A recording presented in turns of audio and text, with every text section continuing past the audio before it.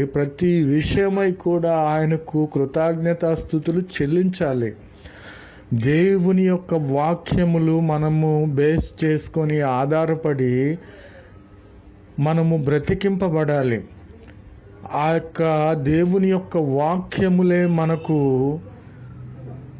నెమ్మది కలిగించేవిగా ఉన్నవి కనుక నా జనులేక ఎన్నడూ సిగ్గునందరని ప్రభువైన క్రీస్తు వారు వాగ్దానము చేసిన ప్రకారముగా నిత్యమైన కృపతో ఆయన మనకు వాత్సల్యము చూపుచున్నప్పుడు మనకు ఏదియూ కూడా కొదువ ఉండదు.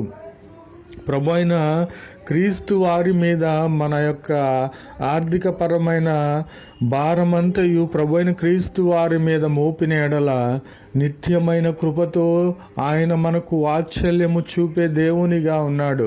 ప్రభువైన క్రీస్తు వారు వాగ్దానము చేసి ఉన్నారు కదా, ఎవరైతే నన్ను